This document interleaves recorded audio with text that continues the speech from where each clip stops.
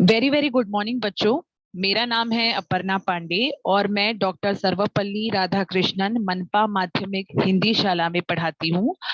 और आज हम यहाँ इकट्ठा हुए हैं पाठ 8 त्रिकोणमिति के संदर्भ में। ठीक है, ये पाठ हमने पहले भी पढ़ा है और हम इसका एक और बार रिवीजन करने वाले हैं। पाठ 8 त्रिकोणमिति।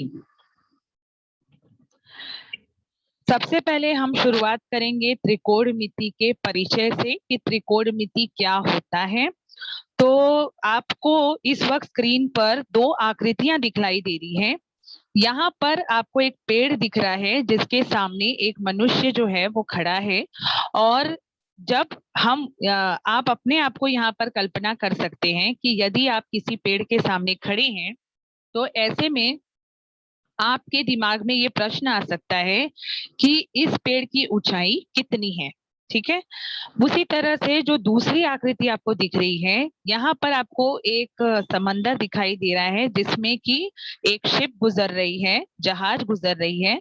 और किनारे की ओर आपको एक क्या दिख रहा है, दीप स्तंभ दिख रहा है। तो ये जो दीप स्तंभ है और ये जो नाव है यानी कि जहाज है, उससे दीप स्तंभ के बीच की क्या दूरी होगी, ये प्रश्न भी हमारे दिमाग में आ सकता है कि इस दूरी को हम कैसे मापेंगे, कि नाव जो है वो किनारे खड़े दीप स्तंभ से कितना दूर है। तो इस दूरी को मापने के लिए हम किसका उपयोग करते हैं, त्रिकोणमिति इस शाखा का उपयोग करते हैं। ये किसकी शाखा है बच्चों, ये गणित की एक शाखा है त्रिकोणमिति। और इसका उपयोग कई अलग शाखाओं में भी किया जाता है, जैसे कि अभियांत्रिकी, खगोल शास्त्र, नौका शास्त्र, इन सभी शाखाओं में भी त्रिकोणमिति का उपयोग होता है। अब हम आगे पढ़ेंगे। ट्रिग्नोमेट्री जो होता है यह 3 ग्रीक शब्दों से मिलकर बना होता है और वो 3 ग्रीक शब्द हैं ट्राई, गोना और मेट्रॉन। ट्राई, गोना और मेट्रॉन ये सभी ग्रीक वर्ड्स हैं, यानी कि ग्रीक शब्द हैं। यहाँ पर ट्राई का अर्थ होता है 3, गोना का अर्थ होता है भुजा और मेट्रॉन का अर्थ होता है मापन करना। मेट्रॉन का अर्थ होता है मापन करना। तो इन 3 शब्दों से मिलकर ट्रिग्नोमेट्री बना हुआ है। यानी कि इस पाठ में हम जो ट्रायंगुलर शेप होता है, यानी कि जो त्रिभुजाकार आकृति होती है, उसी में हम सभी मेजरमेंट्स जो हैं, सारे मापन जो हैं वो कैलकुलेट करने वाले हैं। ठीक है, यानी कि ये पूरा चैप्टर जो है आपके त्रिभुजाकार आकृति पर आधारित है। आगे बढ़ने से पहले हमें कुछ चीजें जो हैं पहले से जो हमने पढ़ी है कक्षा 8वीं तक, वो हमें वापस से एक बार रिकलेक्ट करना है अपने दिमाग में। फॉर एग्जाम्पल, इस वक्त आपके सामने एक त्रिभुज दिखाई दे रहा है। इस त्रिभुज का नाम है त्रिभुज एबीसी। इस त्रिभुज का क्या नाम है, त्रिभुज एबीसी। और यह त्रिभुज एक समकोण त्रिभुज है। समकोण त्रिभुज किस तरह से है बच्चों, क्योंकि यहाँ पर कोण भी जो है वो 90 अंश का है। और जब कोई भी समकोण त्रिभुज होता है तो आपको पता है उसके ऊपर पाइथागोरस सिद्धांत जो है वह लागू होता है। पाइथागोरस सिद्धांत क्या कहता है, पाइथागोरस सिद्धांत के अनुसार पहली भुजा की लंबाई का वर्ग धन दूसरी भुजा की लंबाई का वर्ग बराबर होता है कर्ण के वर्ग के। तो पहली भुजा यहाँ पर कौन सी है बच्चों, भुजा ए बी है और दूसरी भुजा भुजा बी सी है। ठीक है, तो ये पहली भुजा, ये दूसरी भुजा, और ये जो आपको AC दिखाई दे रहा है ये क्या है, कर्ण है। तो पाइथागोरस सिद्धांत यदि हम इस त्रिभुज पर लगाते हैं तो क्या हमें फॉर्मूला मिलता है, ए बी का वर्ग यानी कि भुजा ए बी की लंबाई का वर्ग धन BC का वर्ग यानी कि भुजा BC की लंबाई का वर्ग बराबर होगा कर्ण के वर्ग के। कर्ण क्या है हमारा, यहाँ पर कर्ण AC है तो इसीलिए AC का वर्ग। ठीक है, तो इस तरह से आपको पाइथागोरस सिद्धांत के बारे में पहले से ज्ञात होगा। अब आपको दूसरी और एक चीज है जो पहले से ज्ञात होगी, वो क्या है, समरूप त्रिभुजों के गुणधर्म। यदि दो त्रिभुज हैं, त्रिभुज एबीसी तथा त्रिभुज पीक्यूआर, इस वक्त मैंने इनबॉक्स किया है उन दोनों त्रिभुजों को। यदि ये दोनों त्रिभुज समरूप हैं, ये कंडीशन है कि ये दोनों त्रिभुज समरूप हैं, तो इसके ऊपर क्या गुणधर्म लागू होता है कि इनकी जो सतत भुजाएं संगत भुजाएं जो होती हैं, संगत भुजाएं समानुपात में होती हैं। संगत भुजाएं किसे कहते हैं बच्चों? जैसे उदाहरण के लिए, यदि त्रिभुज एबीसी में हम भुजा एबी की ओर ध्यान दें, तो भुजा एबी जो है वो भुजा बीक्यू की संगत भुजा कही जाएगी। इस तरह से भुजा बीसी जो होती है वो भुजा क्यूआर की संगत भुजा कही जाएगी, और भुजा एसी जो है वो भुजा पीआर की संगत भुजा कही जाती है। अब कंडीशन ये है कि जब दो त्रिभुज समरूप होते हैं, जो आपको पहले से पता भी होगा कि दो त्रिभुज जब समरूप होते हैं तो ऐसे में उनकी संगत भुजाएं समानुपात में होती है, अर्थात संगत भुजाओं का जब अनुपात निकाला जाता है तो वह समान होता है। इसलिए जब हम जब हम ए बी का अनुपात पी क्यू के साथ, संगत भुजाएं ना ये दोनों, तो इनका जब अनुपात निकालेंगे अर्थात ए बी बटे पी क्यू करेंगे। ए बी बटे पी क्यू अनुपात किस तरह से निकाला जाता है? लंबाइयों को भाग दिया जाता है। तो ए बी की लंबाई में हमें किसकी लंबाई का भाग देना है? P Q.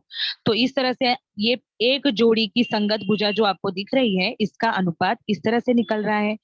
वैसे ही दूसरी संगत भुजा जो आपको दिख रही है बीसी बटे क्यू आर, और तीसरी जो संगत भुजा आपको दिख रही है एसी बटे पी आर। इस तरह से तीन जो संगत भुजाएं आपको दिख रही हैं, तीन जो जोड़ियां दिख रही हैं, उनका अनुपात जो होता है वो समान होता है। इसीलिए देखिए सभी अनुपातों के बीच में आपको क्या दिखाई दे रहा है? बराबर का निशान, यानी अनुपात समान है। अब ये तो आपने पहले से पढ़ा है, पाइथागोरस रूल भी पढ़ा हुआ है, और समरूप त्रिभुजों के गुणधर्म भी आपने पढ़े हुए हैं। अब जो नई चीजें आपको इस वर्ष पढ़नी है वो ये कि त्रिभुज के संदर्भ में कुछ टर्म्स, कुछ संबोधों के बारे में आपको जानना है। उदाहरण के लिए यहाँ पर आपके सामने एक त्रिभुज दिखाई दे रहा है, जिस त्रिभुज का नाम है त्रिभुज एबीसी। यह एक समकोण त्रिभुज है जो कि जहां पर कोण बी जो है वह 90 अंश का है। देखिए यहाँ पर लिखा भी है कोण बी क्या है? 90 अंश का है। ये यहाँ की कंडीशन है।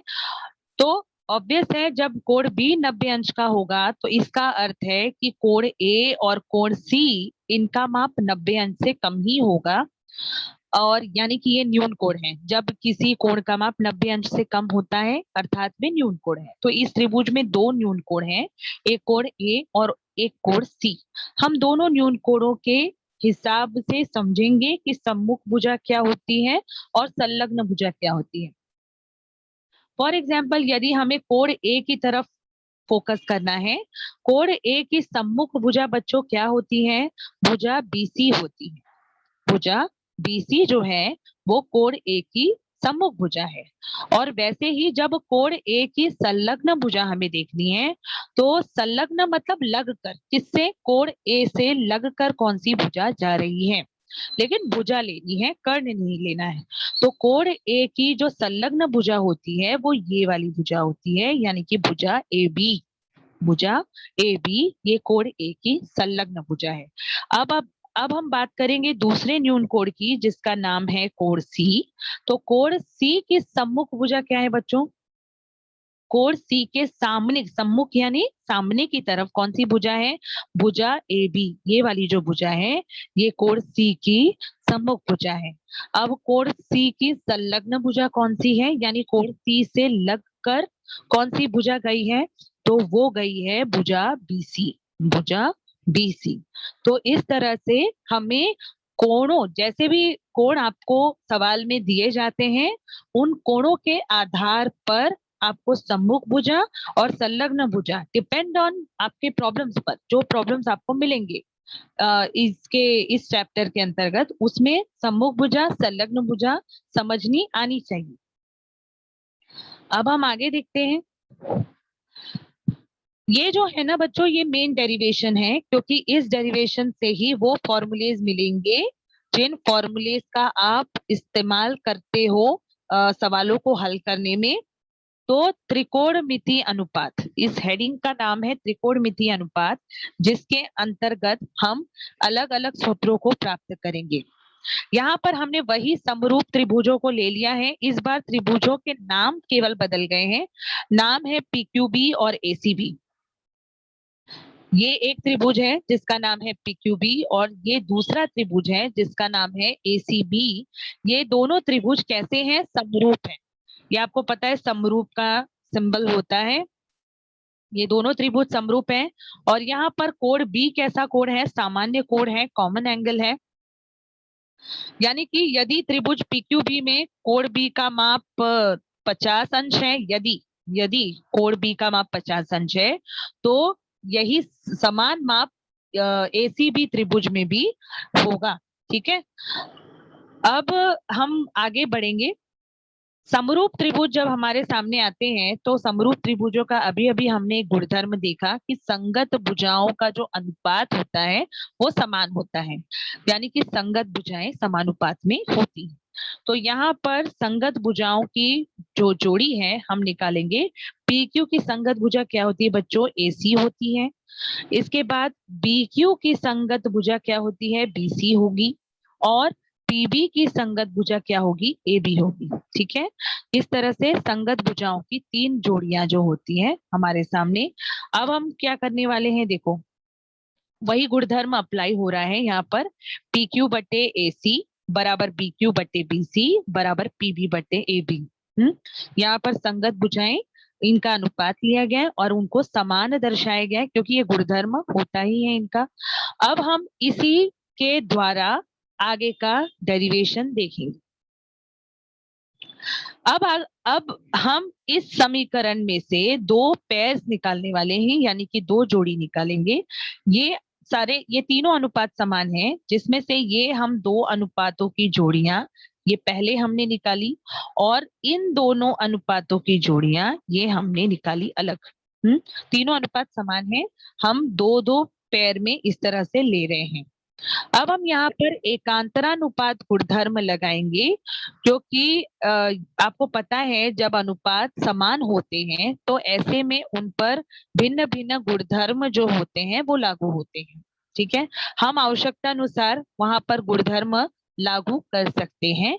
आपने समान अनुपात के जो संदर्भ में मैथ्स 1 में भी चैप्टर देखा होगा, जिसके अंतर्गत आपने एकांतरानुपात, योगानुपात, अंतरानुपात, योगांतरानुपात, विपर्यस्थानुपात ये सब देखा होगा।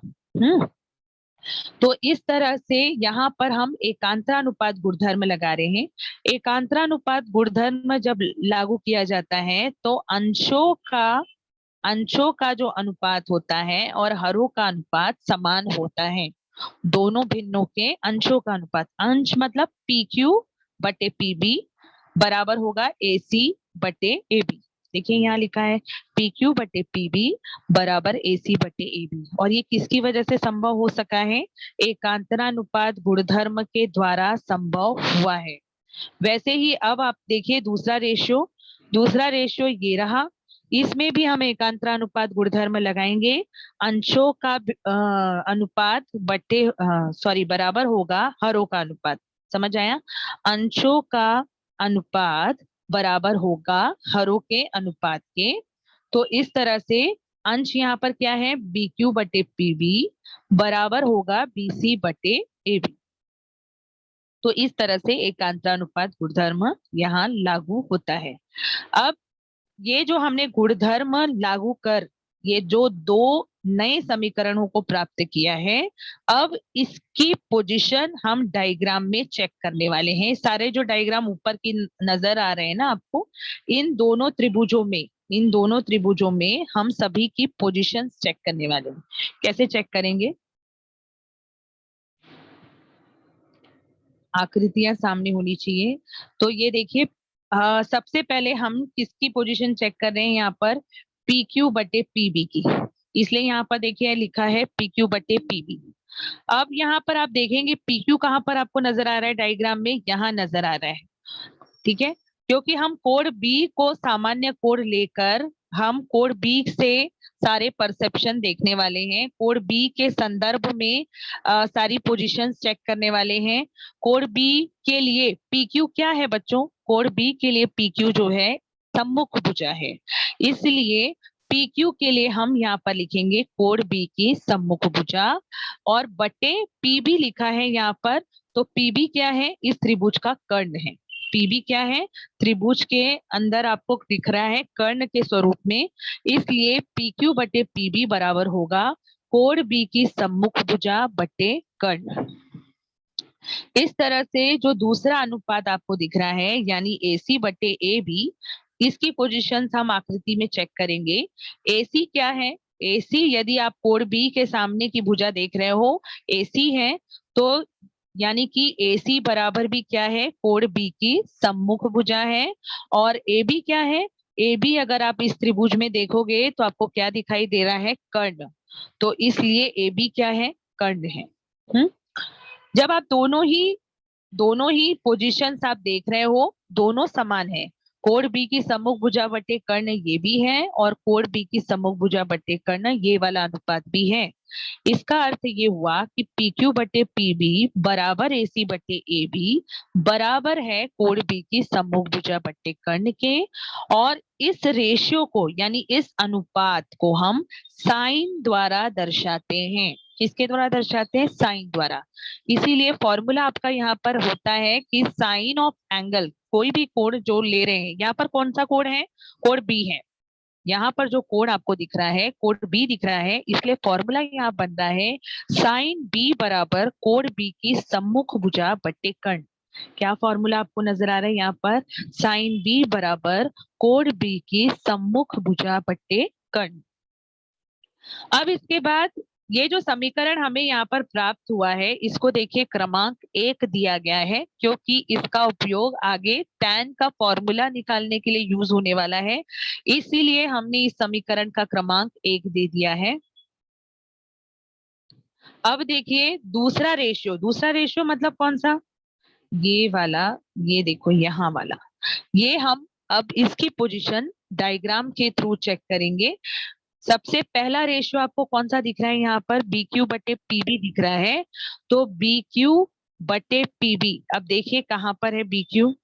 बी क्यू देखिए यहाँ पर है, आकृति में बी क्यू कहाँ है? यहाँ पर है। और पीबी कहाँ है? पीबी क्या है? कर्ण है। तो बी क्यू जो आप देख रहे हो ये कोण बी के लिए क्या लगती है? संलग्न भुजा। इसलिए बी क्यू बटे पीबी बराबर होगा कोण बी की संलग्न भुजा बटे कर्ण।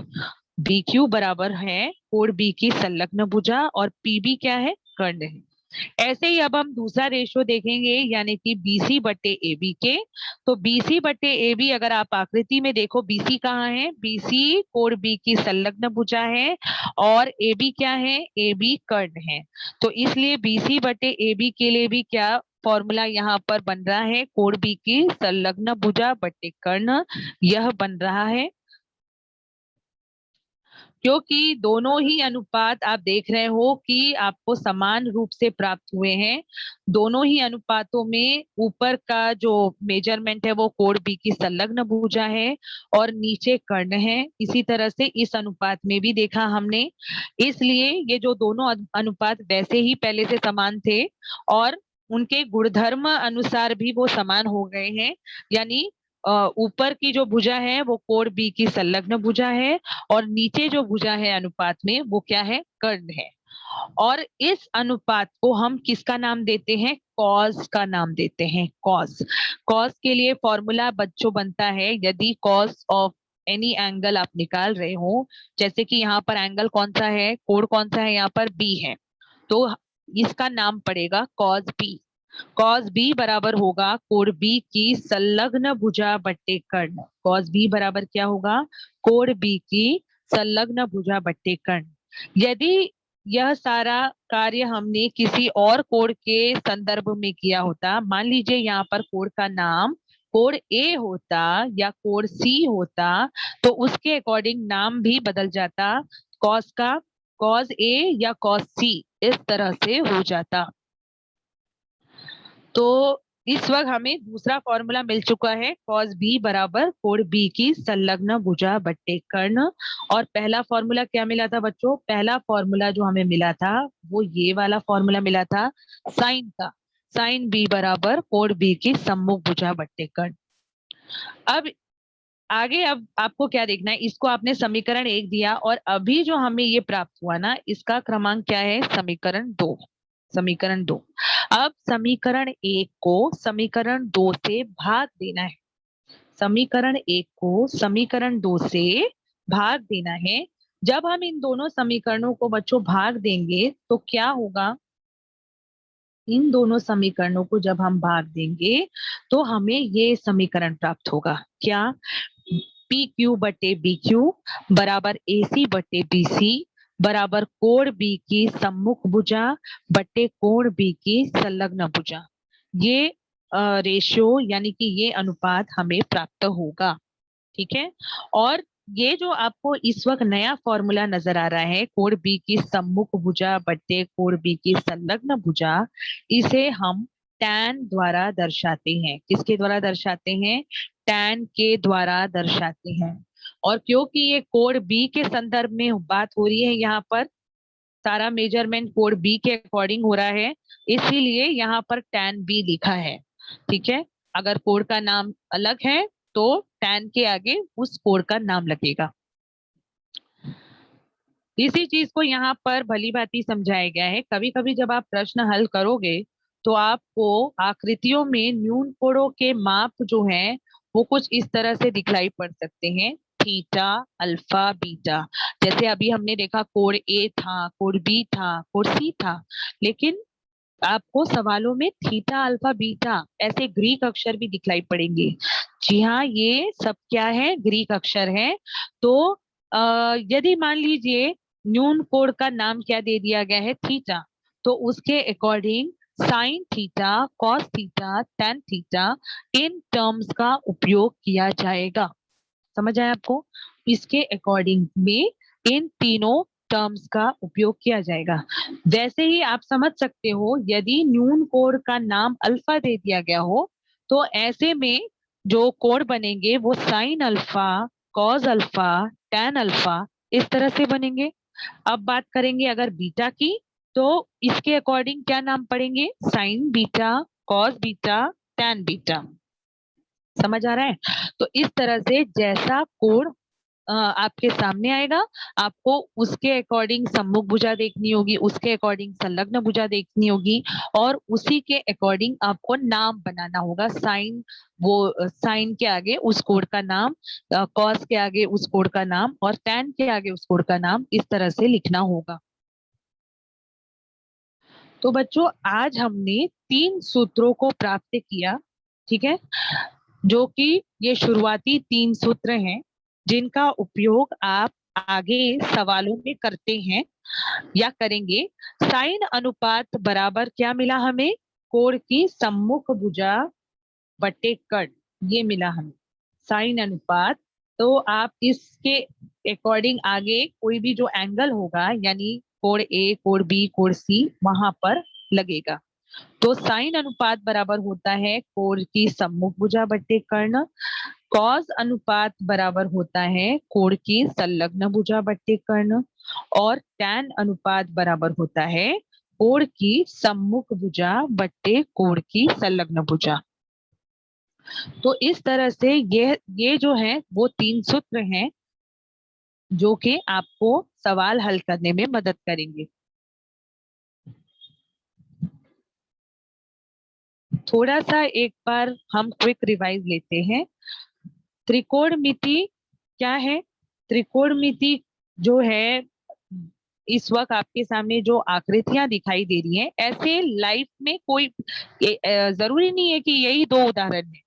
आपके लाइफ एक्सपीरियंसेस में ऐसे बहुत सारे उदाहरण आपके सामने आ सकते हैं जिसमें आपको किसी दूरी का मापन सोचना पड़ सकता है या उसे ज्ञात करने की संभावना वहां पर बनेगी, तो हमें त्रिकोणमिति का उपयोग वहां करना होगा।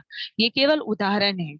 यहाँ पर एक पेड़ दिख रहा है, उसके सामने मनुष्य खड़ा है, तो ऐसे में उसे क्या करना होगा, उसके दिमाग में ये प्रश्न आ सकता है कि पेड़ की ऊंचाई को हम कैसे मापेंगे। तो इस पेड़ की ऊंचाई को हम त्रिकोणमिति के द्वारा माप सकते हैं।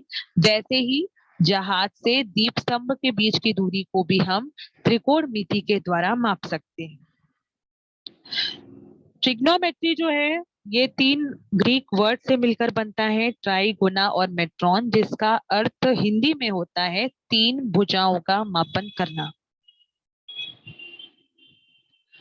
जो चीजें आपको पूर्व ज्ञान के रूप में आपके पास हैं वो ये कि जब समकोण त्रिभुज होता है, जैसे कि यहाँ उदाहरण के स्वरूप में त्रिभुज एबीसी है, तो ऐसे में हम इसके ऊपर पाइथागोरस सिद्धांत लागू करते हैं, जो कि होता है पहली भुजा की लंबाई का वर्ग धन दूसरी भुजा की लंबाई का वर्ग बराबर कर्ण का वर्ग। तो यहाँ पर यदि पाइथागोरस रूल लगाएं तो कैसा होगा, ए बी का वर्ग धन बीसी का वर्ग बराबर एसी का वर्ग। यदि दो त्रिभुज समरूप हो, जैसे फॉर एग्जांपल आपके सामने आकृति में कौन से दो त्रिभुज दिखाई दे रहे हैं, वो दो त्रिभुज हैं ये दोनों, एबीसी और त्रिभुज पीक्यूआर। ऐसे दो त्रिभुज यदि समरूप होते हैं तो इनकी संगत भुजाएं जो होती है वो समानुपात में होती हैं। यानी कि जब आप संगत भुजाओं का अनुपात निकालेंगे वो समान होगा। अब संगत भुजा कैसे देखी जाती है, ए बी की संगत भुजा उसी के स्थान पर जो दूसरे त्रिभुज में जो भुजा दिख रही है पी क्यू, वह होगी उसकी संगत भुजा। वैसे ही भुजा एसी की संगत भुजा कौन सी होगी,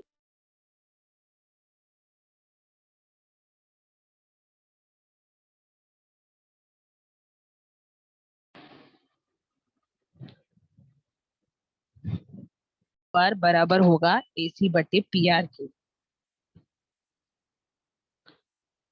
अब हमें त्रिभुज के संदर्भ में कुछ टर्म समझने हैं जो कि इस वक्त आपके सामने स्क्रीन पर हैं। कोण बी जो है वो 90 अंश का है, यहाँ पर इस त्रिभुज में कोण बी कैसा है, 90 अंश का है। और जो कोण ए और कोण सी आपको दिख रहे हैं वो कैसे हैं, न्यून कोण है। हम्म तो यहाँ पर हमें सम्मुख भुजा और संलग्न भुजा देखनी है। कैसे, कोण ए की सम्मुख भुजा है भुजा बीसी, और कोण ए की संलग्न भुजा है भुजा ए बी। वैसे ही कोण सी की सम्मुख भुजा है भुजा ए बी, और कोण सी की संलग्न भुजा है भुजा बीसी। इसके बाद त्रिकोणमितीय अनुपात में हमने कौन कौन से सूत्रों को प्राप्त किया बच्चों। पहला सूत्र जो हमें यहाँ पर डेरिवेशन करके मिलता है वो ये वाला है, साइन बी बराबर कोण बी की सम्मुख भुजा बटे कर्ण। दूसरा सूत्र जो हमें मिला है वह है कॉस बी बराबर कोण बी की संलग्न भुजा बट्टे कर्ण। और टैन बी का जो सूत्र हमें प्राप्त हुआ है वह है कोण बी की सम्मुख भुजा बट्टे कोण बी की संलग्न भुजा। जैसे बच्चों न्यून कोण का माप आपको मिलता है वैसे वैसे ही नाम रखा जाता है। जैसे फॉर एग्जांपल आपको सवाल हल करते टाइम इस तरह से भी न्यून कोण मिल सकते हैं। कौन से न्यून कोण, थीटा, अल्फा और बीटा, जो कि ग्रीक अक्षर है और इनके अकॉर्डिंग नाम बदलेगा, जैसे कि sine theta, cos theta, tan theta. ठीक है, यदि अल्फा नाम पड़ता है तो आपको इसके अकॉर्डिंग लिखना होगा साइन अल्फा, कॉस अल्फा और टेन अल्फा। हम्म तो इस तरह से नाम पड़ता है। और ये वही सूत्र है जो अभी हमने ऊपर देखे, साइन अनुपात बराबर कोण बी की सम्मुख भुजा बट्टे कर्ण, कॉस अनुपात बराबर कोण की संलग्न भुजा बट्टे कर्ण, और टैन अनुपात बराबर कोण की सम्मुख भुजा बट्टे कोण की संलग्न भुजा। ठीक है, तो इस तरह से हमने आज क्या देखा बच्चों, त्रिकोणमिति का परिचय और मेन जो संकल्पना है उनके बारे में हमने पढ़ा। तो अभी आप लोग सवाल पूछ सकते हो सर।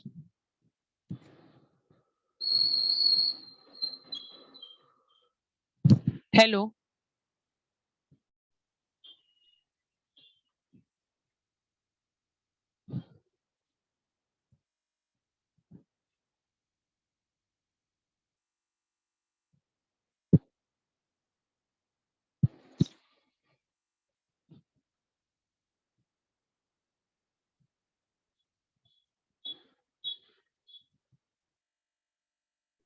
Good morning madam.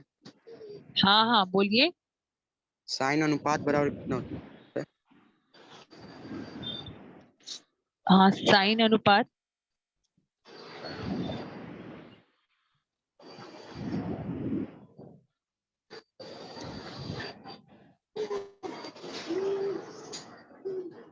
बेटा प्रश्न वापस से कहो, आपका प्रश्न पूरा आया नहीं मेरे पास।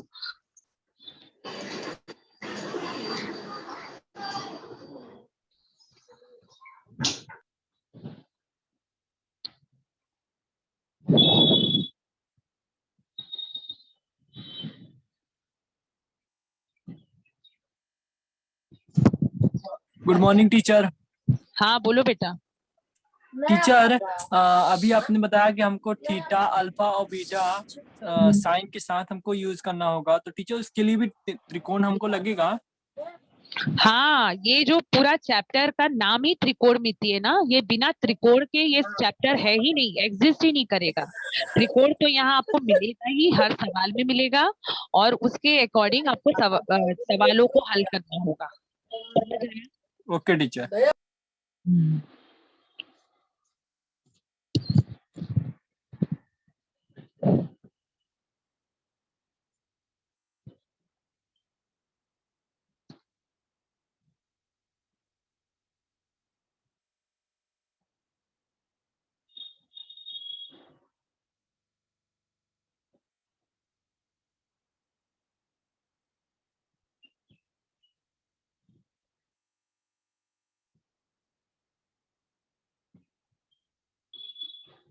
Good morning madam. त्रिकोणमिति का अर्थ क्या होता है? त्रिकोणमिति का अर्थ, त्रिकोणमिति को हम अंग्रेजी में ट्रिग्नोमेट्री कहते हैं, यानी कि तीन भुजाओं का मापन, इस पर आधारित है त्रिकोणमिति। यानी यहाँ पर त्रिभुजाकार आकृति, इसीलिए आपको हर सवाल में यहाँ त्रिभुज प्राप्त होगा, और त्रिभुज में कोणों के आधार पर आपको मापन करना होता है। ये त्रिकोणमिति के अंतर्गत हम देखते हैं, यानी कि तीन भुजाओं का मापन करना। समझ आया? हाँ, थैंक यू मैडम। ओके।